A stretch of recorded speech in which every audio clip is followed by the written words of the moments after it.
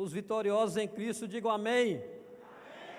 Os mais que vencedores digam aleluia. Aleluia. Quem está esperando Jesus voltar, diga glória a Deus. Glória a Deus. Maravilha. É um prazer estar aqui com vocês mais uma vez, para podermos ministrar a palavra do Senhor.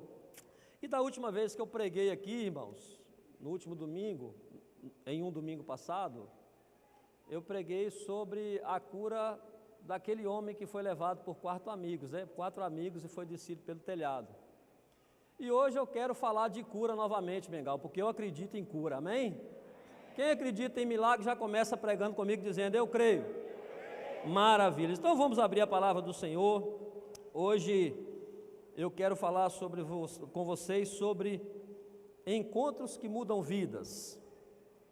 E o texto, está em Lucas capítulo 6, do versículo 6 até o 10, na versão NVI. Lucas 6, do 6 ao 10, que diz assim: No outro sábado, ele entrou na sinagoga e começou a ensinar.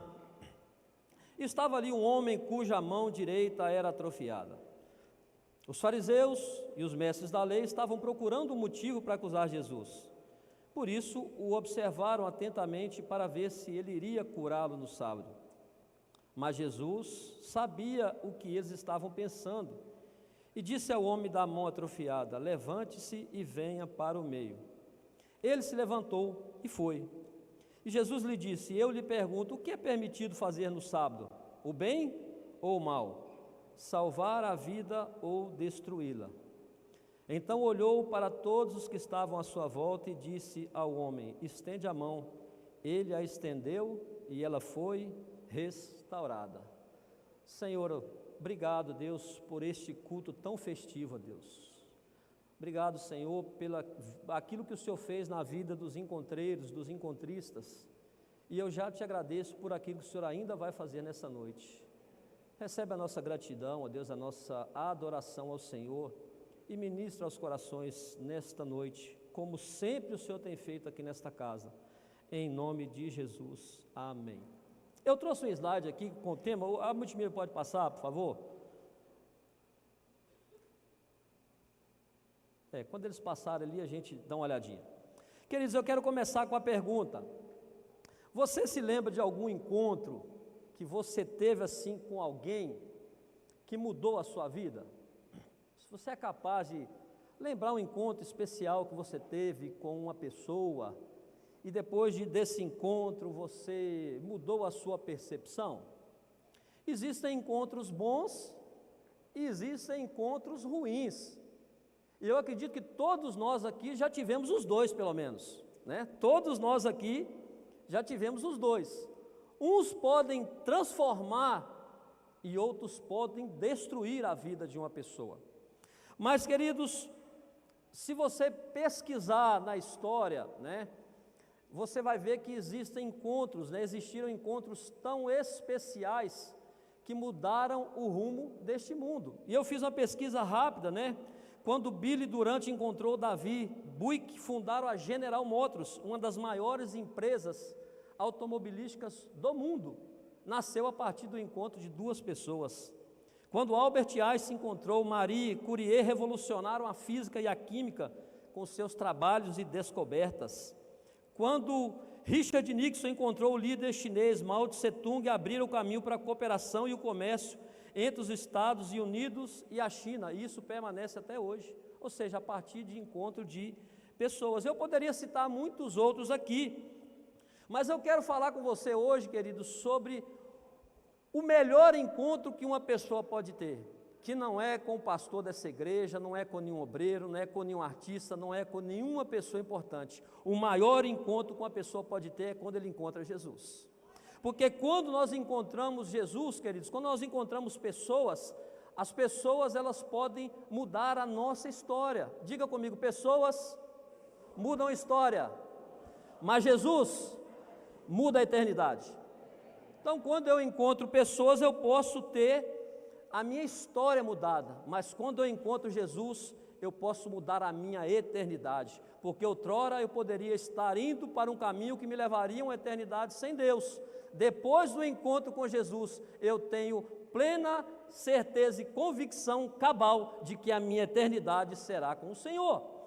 Então, a princípio, né, aquele homem, a Bíblia ela não dá muitas informações, não diz a sua genealogia, não apresenta ele sendo como uma pessoa importante, de uma família, né, lá de Jerusalém, uma família de relevância, não. A Bíblia já o apresenta como uma pessoa que tem uma mão mirrada, uma pessoa que tem a sua mão deficiente. E toda deficiência, os irmãos sabem disso, que ela traz limitações ao portador, os irmãos sabem disso. Quem conhece uma pessoa que é deficiente, sabe que, né, essa pessoa tem limitações. Deixa eu parar aqui, o Carlinhos me pediu para avisar que uma irmã esqueceu o celular lá no banheiro feminino, tá? Quem perdeu, procura o Carlinhos aí da diaconia, tá bom? Então, queridos, toda deficiência, ela traz limitações ao portador. A multimídia consegue projetar aqui para mim, por favor? Eu trouxe alguns slides para nós, né? Se não conseguir, não tem problema. Mas eu queria trazer dois exemplos, né? E eu queria que projetasse ali, mas eu vou continuar até porque o meu tempo hoje, como a gente prega, pastor, a gente faz o esboço, porque dentro do esboço tem uma mensagem. Hoje eu vou entregar só a mensagem, não vou entregar o esboço não, porque o nosso tempo hoje aqui pode passar. Não sei como isso foi parar aí, passou um churrasco ali na tela. Não sei, irmão. Não sei como aquela imagem foi parar ali, tá? Me desculpa, não sei como ela foi parar ali, mas o próximo, por favor. Isso aí eu pedi o chat GPT para criar uma imagem do homem da mão mirrada, e ele colocou essa imagem aí. O próximo. Esse exemplo, irmãos, toda pessoa que tem deficiência, ele tem suas limitações. E o que nós fazemos quando nós somos limitados? Esse camarada chama Daniel Dias, né? Pode ver que ele não tem as mãos, né? Ele não tem as mãos formadas. Mas esse camarada já foi vencedor de 27 medalhas paralímpicas, sem as mãos, né? Se não me engano, 14 de ouro, 7 de prata e algumas de bronze, não sei as contas direito. 24 medalhas sendo uma pessoa deficiente. Por quê? Porque ele venceu a sua limitação. O próximo imagem é daquele animalzinho ali. Quem é da década né, não vou falar a nossa idade, mas quem tem alguns anos aí rodados, né, lembra do desenho que tinha essa hiena, do desenho chamado Lip Hard, né, era um leão e essa hiena. E essa hiena, ela foi, né, o desenho, ela é inspirado, né, ela tem um forte bordão, ela é uma hiena pessimista, ranzinza, e tudo que acontecia em volta dela, ela dizia a seguinte frase: isso não vai, ó céus, ó vida, isso não vai dar certo. Tudo o que acontecia com a hiena hard, ela falava: ó vida, ó céus, isso não vai dar certo. Então nós temos dois exemplos de pessoas né, que falam de limitações. Uns que são limitados e superam as suas limitações, e outros que têm as suas limitações e querem viver da forma limitada. Tá? Eu gosto sempre de dizer que a vida é feita de escolhas. E o homem da mão mirrada, ele poderia, naquele sábado, estar em qualquer outro lugar, ele poderia estar com a sua família, né, estaria fazendo, sei lá, 1001 coisas, mas ele decidiu ir naquele dia ao templo, a uma sinagoga. E se ele não sabia, diga comigo, não sabia. Eu gosto que vocês preguem comigo, se não me ajudar eu também não prego não. Se ele não sabia que Jesus estava lá e foi ao templo, é porque ele queria algo mais de Deus, pastor. Se ele não sabia e foi, ele poderia ter em qualquer outro lugar, mas ele foi ao templo porque ele queria algo da parte de Deus. Assim como nós queremos algo da parte de Deus aqui nesta noite. Se ele sabia, diga comigo, se ele sabia agora, se ele sabia que Jesus estava lá e foi, é porque ele acreditava que algo de extraordinário poderia acontecer na sua vida. Sabe por quê? Existe uma frase muito comum nas igrejas, né? Onde Jesus está, algo extraordinário acontece. Então, se ele sabia que Jesus estava lá e foi, ele tinha pelo menos essa expectativa de algo extraordinário poderia acontecer na sua vida. E assim, queridos, eu aprendo a primeira lição com aquele homem. Eu tenho várias escolhas para fazer em minha vida, mas a melhor delas é estar onde Jesus está. Prega comigo nessa noite e diga: hoje eu fiz a melhor escolha, porque Jesus está aqui. Graças a Deus. Voltando ao texto, querido, era um dia de sábado. E neste dia, olha que privilégio, Jesus era o pregador da noite, era o pregador do dia, né? E no meio do seu ensino, queridos, Jesus, ele enxerga um homem, que talvez ele tivesse ali passando despercebido, né? Até por causa da sua condição, que ele tinha uma mão mirrada, mas Jesus o viu. E só o fato, irmãos, daquele homem estar dentro da sinagoga, já era um milagre.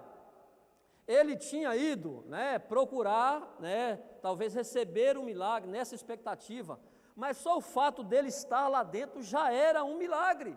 Por quê? Porque pessoas deficientes não poderiam entrar dentro da sinagoga, tá? Os homens, eles não poderiam, as pessoas que tinham deficiência, eles não poderiam de certa forma estar ali. Então, só o fato dele estar ali já era um milagre. E deixa eu dizer para você nessa noite que entrou aqui talvez pela primeira vez, nós já estamos vivendo um milagre pelo simples fato de estarmos aqui hoje. Glória a Deus por isso. Então, naquele contexto, vale a pena lembrar que os homens não ficavam em um lugar de destaque. Eu tenho a imagem, por exemplo, pode passar aqui a próxima imagem? Não, nessa não, irmão, essa é boa, mas nessa não. Aqui, isso aqui é uma sinagoga atual, tá? Uma sinagoga recém-construída. Então nós temos um altar e nós temos algumas cadeiras laterais. Nessas primeiras cadeiras, no lugar de destaque, os homens não poderiam se sentar, as pessoas comuns. A próxima imagem, por favor. Essa é uma sinagoga mais ou menos da época de Jesus, né? Onde ficava a área dos homens, a mesa da leitura. Então, esses lugares principais ali, pessoas comuns não podiam ficar à frente. Ficava na frente ali normalmente os rabinos, os escribas, as pessoas, né, mais importantes daquela época, eram os que ficavam à frente. Mas aquele homem entrou lá e Jesus o viu, queridos. Mesmo ele estando lá atrás, mesmo talvez com a sua mão coberta, mesmo passando despercebido, Jesus o viu naquele lugar. Sabe por quê, queridos? Porque Jesus, ele vê todas as coisas. Então você que entrou aqui hoje, irmão, deixa eu dizer uma coisa para você, talvez você entrou aqui pela primeira vez, não se importe se eu não sei quem você é, se o pastor da igreja não sabe quem você é, se nenhum dos pastores aqui te conhece, deixa eu te dizer uma coisa, nesta noite Jesus, ele te conhece. Ele sabe a forma que você entrou aqui, ele sabe como você está se sentindo agora e ele já sabe a forma que você vai sair. Então se sinta especial nesta noite, porque Jesus está te vendo. Amém? E qual era a consequência, queridos, de ter uma mão mirrada? Uma das regras daquela época era que uma pessoa deficiente não podia entrar na sinagoga. Em João 9, do versículo 2 a 3, diz o seguinte: e os seus discípulos perguntaram: mestre, quem é os seus pais, quem pecou, este ou seus pais, para que nascesse cego? Respondeu Jesus: nem ele, nem pecou, nem seus pais, mas foi para que se manifestem nele as obras de Deus. As pessoas deficientes não entravam dentro da sinagoga, porque o costume da época, o pensamento é que uma pessoa deficiente carregava uma maldição. Esse era o contexto da época. Então o fato dele estar ali, por isso que eu disse que já era um milagre estar ali. Então, a sociedade daquela época vivia dessa forma. Então, pela circunstância normal, ele deveria estar fora do templo. E naquele tempo, queridos, não havia uma pessoa deficiente, ela perdia o sentido da vida. Falei aqui na pregação passada sobre o homem que foi descido pelos 4 amigos para ser curado por Jesus. Uma pessoa deficiente, ele perde o sentido da vida, ele é desprezado, tá? Ele vai viver o resto da vida de esmolas, de ajuda dos outros. Não havia cota para deficiente, não havia Bolsa Família, não havia Bolsa Picanha, não havia nenhum apoio governamental, nada disso. A pessoa estava por conta própria, ela sobreviveria da ajuda de pessoas. Mas como disse o tema, queridos, encontros que mudam vida. Esse homem está próximo de ter o melhor encontro que uma pessoa pode ter, porque Jesus o vê. E lá no fundo da sinagoga, Jesus o enxerga, porque o olhar de Jesus não é como o olhar do ser humano, como o olhar do homem. Enquanto nós enxergamos as pessoas, aquilo que nos cerca com os nossos olhos naturais, Jesus nos olha com olhar de compaixão, com seu olhar de bondade e com seu olhar de misericórdia. Então aquele homem, ele está dentro do templo e ele não pode dizer, olha, Senhor, eu estou aqui, o Senhor me cure, eu tenho a mão mirrada. Ele não podia fazer isso, tá? Porque ele era um homem deficiente e possivelmente a mão daquele homem estava coberta. Então quando Jesus enxerga aquele homem, Jesus quebra o protocolo, Jesus para o ensino, Jesus era o pregador, ele para o ensino naquele momento, olha para o homem que tem a mão mirrada e manda ele vir para o meio da sinagoga.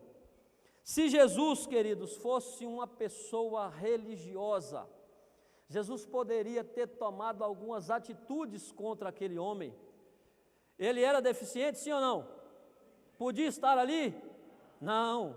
Mas o olhar de Jesus é um olhar de compaixão, de bondade, diferente do olhar do religioso. A Bíblia diz que os fariseus, as pessoas estavam olhando para Jesus, procurando alguma coisa para acusá-lo, para ver se ele iria curar no sábado, porque não era lícito curar no sábado. E nós temos aí duas percepções, um tipo de gente que tem um olhar de religioso, que a letra da lei está acima de todas as coisas, e nós temos o olhar de Jesus, aquele olhar de bondade, de misericórdia, de compaixão. Então Jesus chama ele para o meio, e aquele homem vem, e Jesus poderia ter tomado algumas atitudes, pastor Volteci.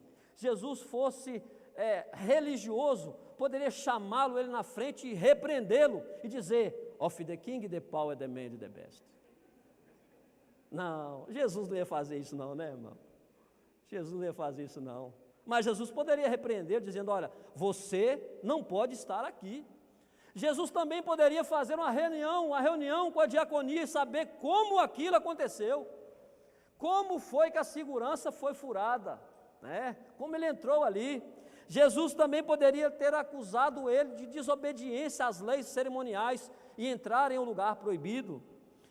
Por fim, Jesus poderia expulsá-lo de lá, queridos, e continuar a sua pregação. Mas Jesus não quis saber como ele foi para lá. Jesus sabia que ele estava lá. E o amor de Jesus é tão grande, queridos, que Jesus o chama para ir até ele. E Jesus se importa com aquele homem, não só porque ele estava ali e precisava de ter a cura da sua mão, mas também porque ali estava uma alma que precisava de cura. Queridos, a deficiência física, ela já traz, né, um desconforto enorme, uma limitação enorme, mas uma alma doente, irmãos, não há nada pior na face da terra do que o ser humano viver com a sua alma doente. E Jesus, né, sabia que aquele homem estava não só com a sua mão atrofiada, mas a sua alma também precisava de cura. E eu não sei como você entrou aqui, meu querido amigo visitante, você, meu irmão. Não sei como você entrou aqui, mas eu sei de pelo menos 3 coisas. Primeiro, Jesus, ele te conhece. Ele sabe quem você é. Segundo, ele sabe qual é o seu problema. Quantos aqui tem um problema que precisa de resposta? Levanta a mão. Todos nós temos problemas. E terceiro, hoje ele vai te chamar para você vir para o meio, aonde ele está. Então Jesus, depois de mandar aquele homem se levantar e caminhar até ele, ele manda ele fazer 3 coisas. A primeira delas é o seguinte: disse Jesus no versículo 3, levanta-te. O comando para aquele homem se levantar significava que Jesus queria algo para aquele homem. E Jesus quer sempre o melhor para nós, gente. Jesus não quer, Jesus gosta de coisa boa para a sua igreja. Ele não quer que nada de mal nos aconteça. Tanto nós temos inúmeros textos aí que nós somos guardados e amparados por ele, por isso que ele guarda a igreja. Então Jesus o manda levantar, e o comando de Jesus, quando fala levanta-te, Jesus queria que algo acontecesse na vida daquele homem, ele levanta e ele vai até Jesus. Mas ele tinha o livre-arbítrio de permanecer sentado e dizer, olha, eu estou aqui, tá? Eu não vou levantar não, porque pode ser que alguém aí, né, fique chateado que eu já estou aqui, não posso estar aqui, deixa eu ficar aqui, Jesus, muito obrigado pela oportunidade, mas eu vou ficar aqui, vou terminar o culto aqui. porque ele tinha o livre-arbítrio para fazer isso, assim como nós todos temos livre-arbítrio para tomar algumas decisões. Então Jesus o convida e ele poderia ter permanecido sentado, sem fazer nada, tá?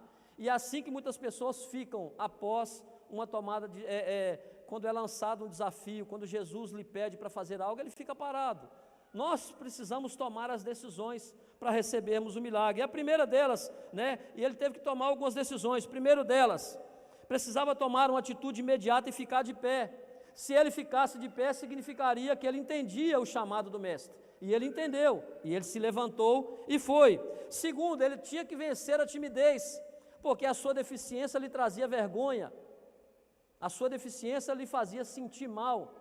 Então ele teria que se levantar, vencer a sua timidez, colocar a sua mão, para que todos vissem e caminhar até Jesus. Então, queridos, existem pessoas que não recebem da parte de Deus algo porque elas são vencidas pelo medo, são vencidas pela timidez. E nesse caso ele não foi vencido pela timidez.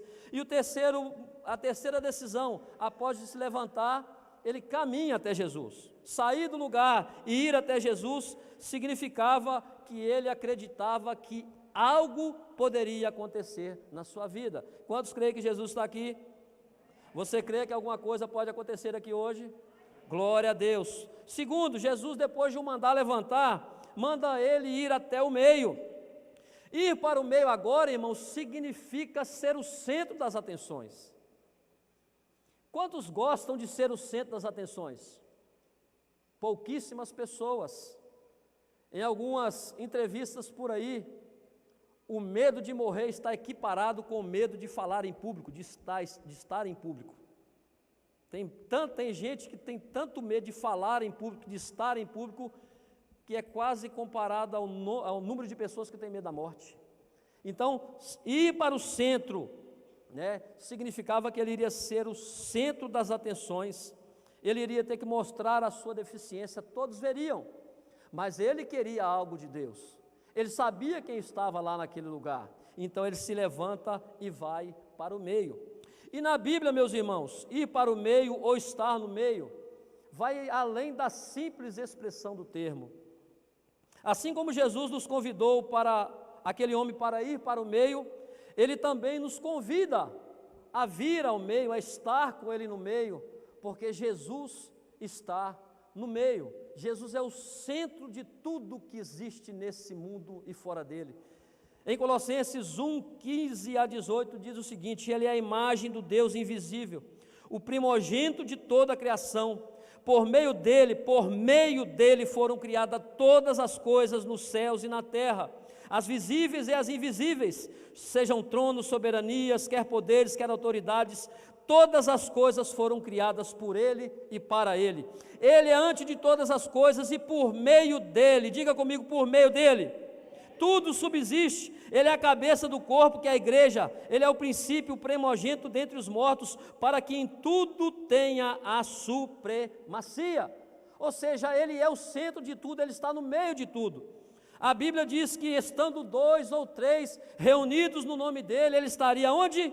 No meio da igreja. Ele é o firme fundamento, a coluna central, em quem essa igreja está firmada, porque ele está no meio. Em Jerusalém, com os doutores da lei, lá a Bíblia diz que ele estava no meio. Um dia, quando o paralítico andou, quando alguém colocou diante de Jesus, onde Jesus estava? No meio. Na cruz do Calvário, ele estava onde? No meio. Após a sua ressurreição, Jesus apresentou aos seus discípulos no meio. Na fornalha ardente, ele é o quarto homem que se apresentou no meio. No Apocalipse, no meio dos castiçais, ele é aquele que anda no meio.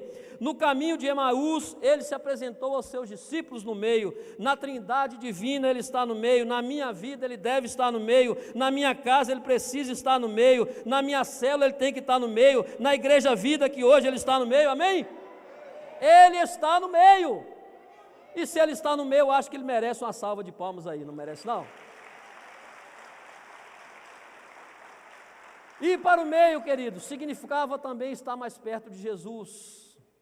E estar mais perto de Jesus, querido, é lugar de aproximação e de intimidade com Ele. Só quem tem intimidade de Jesus sabe como é estar perto dele.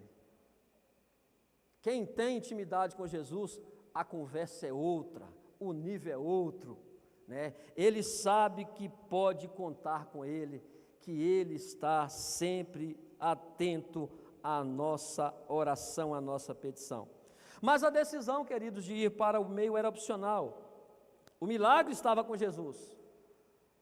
Jesus estava no meio, o milagre estava lá, mas recebê-lo dependia da posição daquele homem, né? da sua vontade de caminhar. E ele faz isso, tá? João Felipe Cavalcante diz o seguinte: a coisa mais fácil é falar, sugerir, fazer propostas e dar ideias. O difícil muitas vezes é fazer acontecer. Então tem coisas, querido, que nós precisamos fazer acontecer.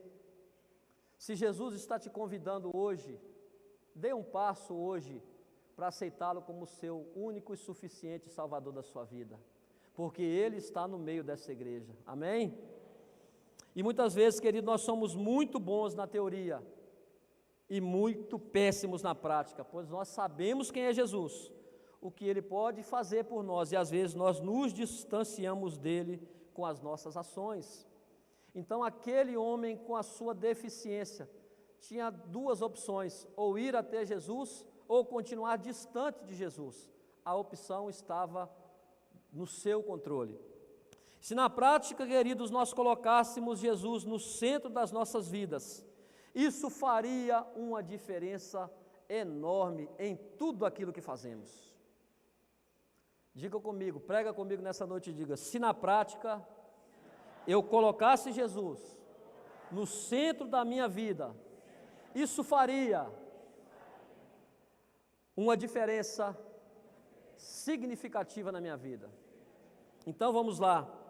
Se Jesus estivesse no centro dos nossos pensamentos, sem dúvida seríamos pessoas mais felizes, agradecidas, pois em todo o tempo nosso coração seria grato ao Senhor. Se Jesus estivesse no centro dos nossos pensamentos, nós teríamos somente bons pensamentos e rejeitaríamos tudo aquilo que não glorifica o nome do Senhor na nossa vida.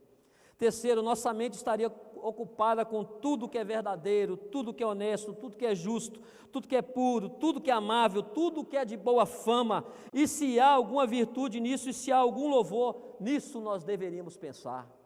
Se Jesus estivesse no centro das nossas atitudes, Ele seria o centro das nossas vidas, interferindo direta e positivamente nas nossas atitudes. Serviríamos o próximo com mais amor, mais empatia, e perceberíamos que há maior satisfação em servir ao próximo do que servir aos nossos próprios desejos, que muitas vezes são egoístas. Se Jesus estivesse no centro das nossas atitudes, caminharíamos nesse mundo na expectativa de que aqui nós só estamos de passagem, e o que mais importa é a eternidade com o Senhor. Se Jesus estivesse no centro das nossas escolhas, o foco das nossas escolhas mudariam, porque oraríamos primeiro antes de tomarmos as nossas decisões. 2, cada decisão passaria a ser tomada com base no que glorifica a Deus e não na nossa conveniência. Terceiro, se Jesus estivesse no centro das nossas escolhas, perguntaríamos ao Senhor toda manhã: Senhor, como posso agradar o Senhor nesta área da minha vida? Ou o que o Senhor quer de mim hoje? Se Jesus estivesse no centro do nosso coração, queridos, encontraríamos paz e teríamos mais contentamento com a vida abundante que o Senhor já tem nos dado. Ele tomaria o nosso jugo e aprenderíamos dele em todo o tempo, pois ele é manso e humilde de coração, e encontraríamos nele paz e descanso para a nossa alma, que muitas vezes fica aflita. Alinharíamos a nossa expectativa com a palavra do Senhor, retirando dela força e discernimento para transformar as nossas provações em experiências e vitórias. E se Jesus estivesse no centro das nossas motivações, dedicaríamos tudo que fazíamos a Ele. Procuraríamos fazer tudo com excelência, porque tudo fica mais valioso quando nós dedicamos alguma coisa a quem a gente se importa. Terceiro, não somente levaríamos a vida como ela é, mas a nossa vida seria uma verdadeira expressão de louvor ao nosso Criador. Se Jesus estivesse no centro das nossas dificuldades, igreja, Ele seria tudo o que precisaríamos para enfrentar as dificuldades e as provações e as tentações que nos afligem todos os santos dias, todo santo dia. Ele se tornaria não só o nosso Salvador, mas também o Senhor das nossas vidas. Terceiro, seríamos fiéis ao Senhor, não só nos dízimos e nas ofertas, mas na palavra, no procedimento, na fé e na pureza.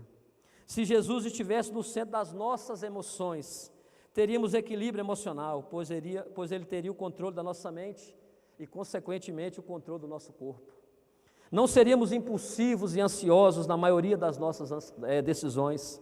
Cultivaríamos mais a paciência e o autocontrole, pois as nossas atitudes são reflexo daquilo que preenche a nossa mente. E por fim, se Jesus estivesse no centro das nossas ações, nossas vontades se coadunariam em tudo com a palavra do Senhor. Nossa fé jamais seria abalada pelas adversidades da vida, e Ele seria a quem confiaríamos tudo, sem medo da decepção. E aí fica a pergunta: quanta coisa viveríamos se Jesus fosse o centro da nossa vida? Ele é o centro de tudo. Colossenses eu acabei de ler para você. Ele é o centro de tudo que há. Mas quando nós colocamos Jesus no centro da nossa vida, tudo muda à nossa volta, porque Ele terá o controle da nossa vida por completo.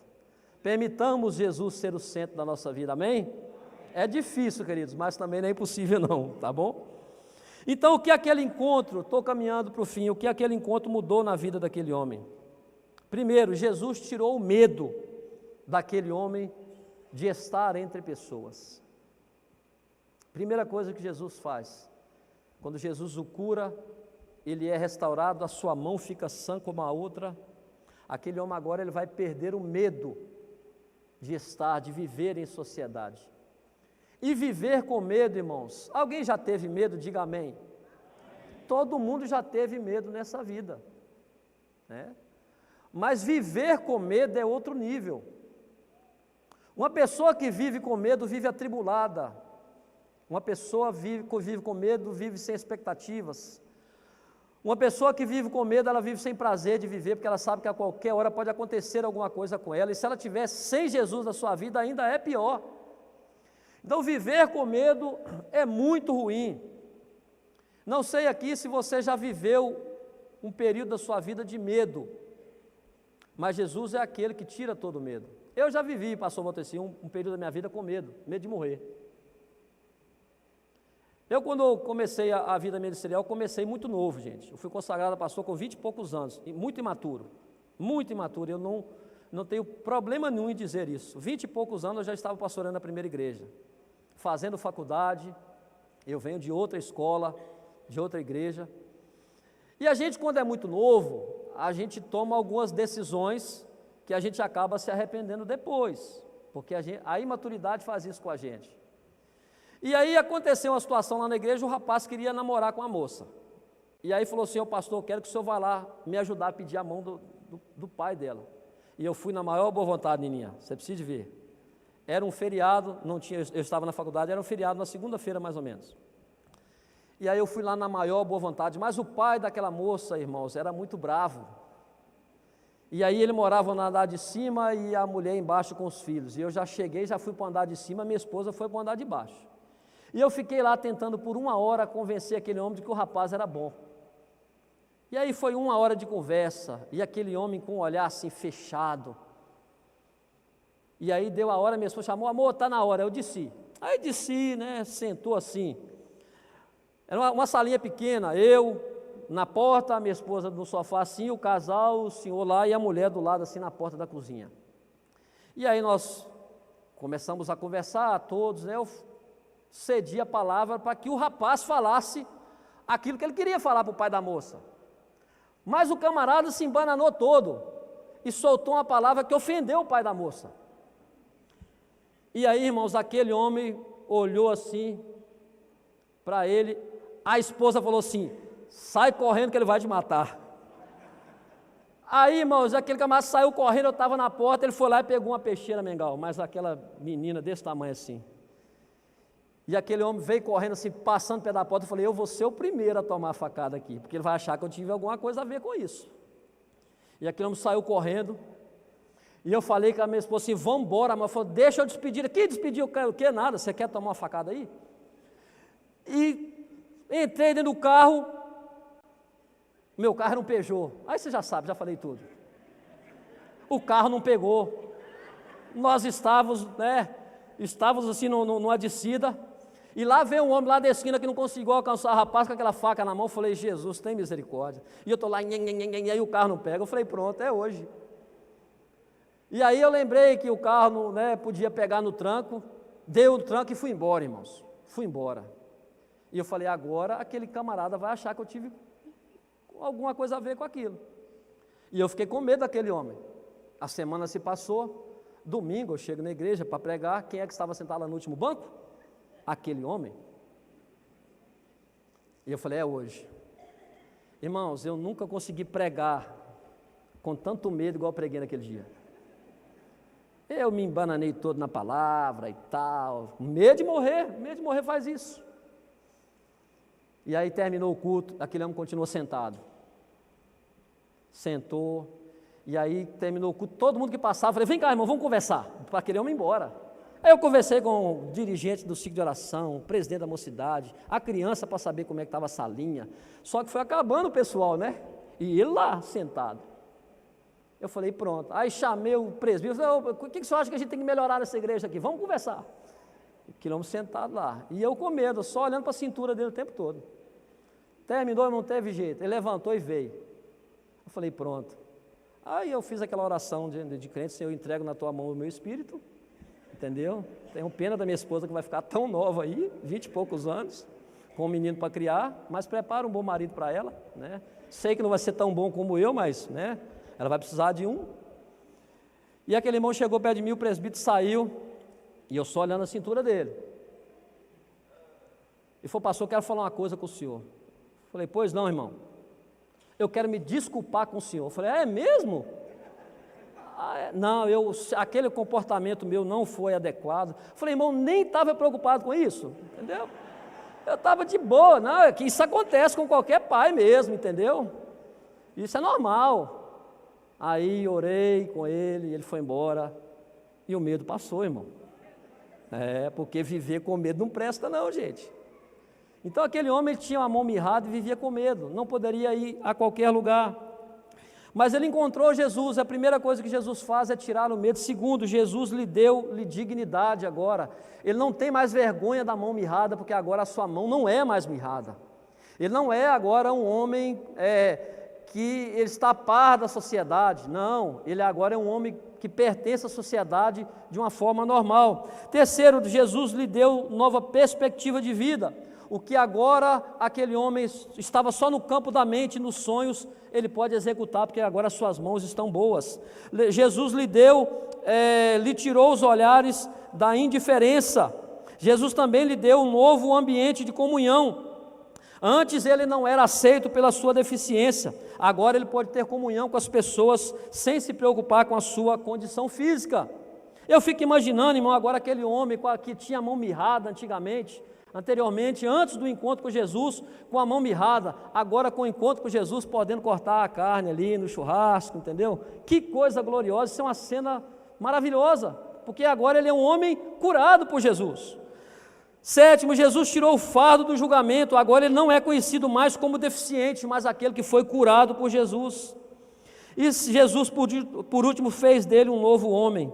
Antes, um homem da mão mirrada, agora um homem que teve um encontro com Jesus. Fique de pé, prega comigo hoje, diz assim: ninguém permanece o mesmo depois de encontrar Jesus. Eu quero encerrar. Dessa história, queridos, nós podemos tirar algumas lições com Jesus. A primeira delas é o seguinte: Ele nos ama, e o seu amor está acima da religiosidade. Jesus, Ele te ama do jeito que você está aí no banco agora. Ele não quer saber se você entrou aqui carregado de pecado, se você falou alguma coisa que não agradou a Ele hoje. Ele não quer saber disso. Jesus não é religioso. O seu olhar é de compaixão nessa noite para você. Então, a primeira coisa que eu aprendo com Jesus é que Ele nos ama e o seu amor está acima da religiosidade. Segundo, Jesus não cansa de fazer o bem. Todos aqueles que, Ele diz, todos aqueles que se achegam a Ele, de maneira nenhuma Ele lançará fora. Terceiro, Ele nos conhece no íntimo, mesmo quando nós não estamos na sua vista.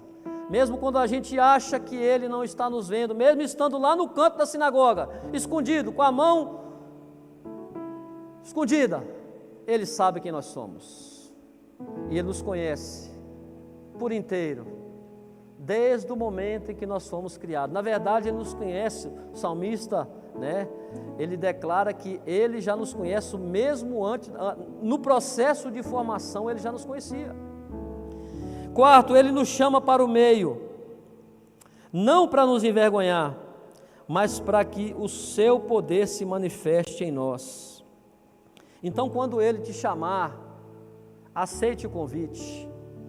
Jesus está aqui no meio desta igreja. Aquele rapaz estava no lugar certo, na hora certa e próximo da pessoa certa para restaurar a sua vida. E Jesus hoje está nos chamando a ficarmos de pé, levantarmos, estendermos a mão e aceitarmos o convite de ficar com Ele no meio, porque Jesus está no meio. E eu quero convidar aqui à frente, queridos, dois tipos de pessoas. Primeiro, os que estão como aquele homem com a mão mirrada, precisando de um milagre. Milagre, irmãos, é milagre. Não sei qual área é da sua vida, na sua vida financeira, emocional, não sei. Eu preciso de um milagre. Você que talvez acha que o seu problema não tem solução. Para as pessoas que conheciam aquele homem, sabiam que quem nascia com deficiência, sem Jesus, não tem conversa. A pessoa nascia deficiente, vivia deficiente, iria morrer deficiente. Só que acontece o seguinte: Jesus veio a esse mundo para manifestar as obras do Pai à humanidade. A Bíblia diz em São João 3, capítulo 16, porque Deus amou o mundo de tal maneira que deu o seu Filho unigênito, para que todo aquele que nele crê não pereça, mas tenha a vida eterna. Então Jesus veio a este mundo para fazer milagres. E nós poderíamos passar aqui dias e dias pregando, trocando os pregadores, só falando de milagres que Jesus fez. Porque Jesus faz milagres. E eu quero convidar você que precisa de um milagre da parte de Deus hoje, que vem aqui na frente, nós vamos orar por você. O segundo grupo de pessoas é você que ainda não aceitou a Cristo como seu Salvador. Eu queria que apagasse as luzes ali, por favor. Você que não aceitou a Cristo como Salvador da sua vida. Já tem uma pessoa vindo aqui que precisa de milagre. Um dos maiores milagres Deus já fez na vida dessa mulher, que é me dar eu como marido dela. Entendeu? É um privilégio essa mulher ser casada comigo. Eu falo para ela direto. Ela precisa do milagre, nós precisamos, a nossa casa precisa de um milagre. Mas eu queria estender o convite a você que ainda não aceitou a Cristo como seu Salvador. Hoje é uma noite de encontro com Deus, né? As pessoas vieram aqui porque encontraram Deus. E talvez você não foi no encontro, você não teve esse privilégio ainda. Você que é visitante, alguém da nossa igreja que está do lado de um visitante aí, não tenha vergonha, não pergunta se ele já aceitou a Cristo como Salvador.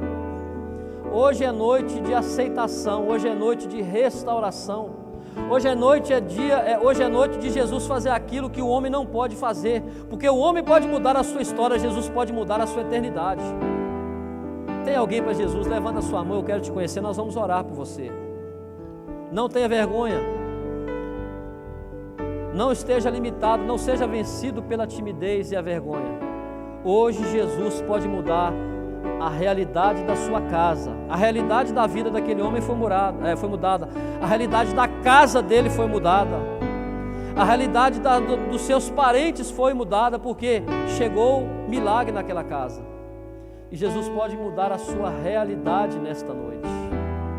E eu vou insistir só mais um pouquinho. Hoje Jesus te chama para o meio. Todas as pessoas que encontraram Jesus nunca mais foi a mesma. E eu desafio a você, se você aceitar Jesus e não gostar dele, devolve ele para mim que eu fico com ele. Que eu não me arrependo nem um pouquinho de ter levantado a minha mão para Cristo. No dia 23 de dezembro de 1993. Nunca desviei, nunca pensei em sair dos caminhos do Senhor, porque Jesus, Ele tem sido a minha rocha, a minha fortaleza, todos esses anos.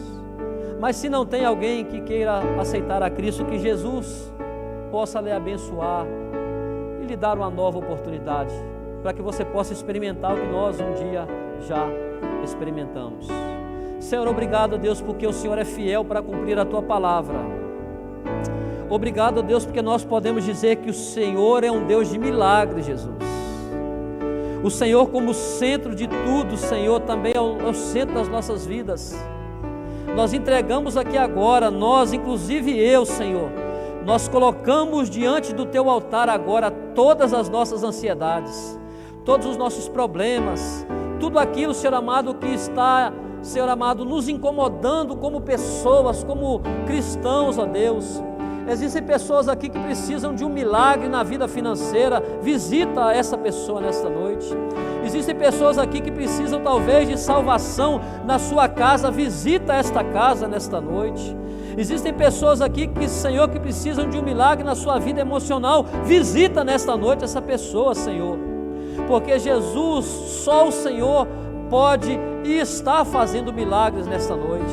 Que nós possamos, ó Deus, fazer como aqueles 10 leprosos que receberam a palavra do Senhor, mas ao sair para ir mostrar ao sacerdote, a bênção do Senhor os alcançou e a cura chegou nas suas vidas.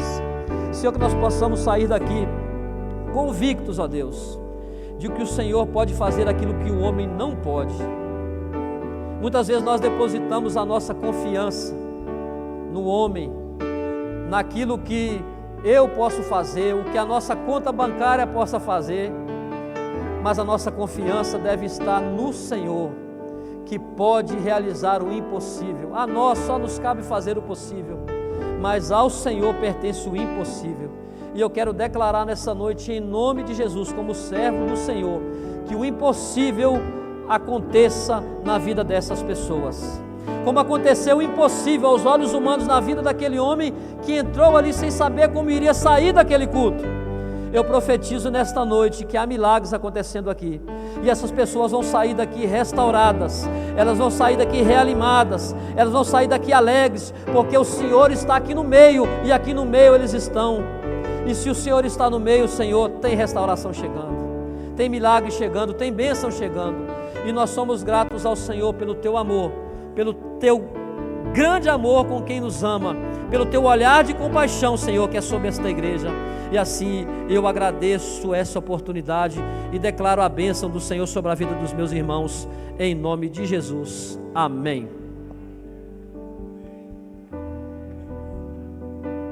Amém, glória a Deus. Você recebeu a oração.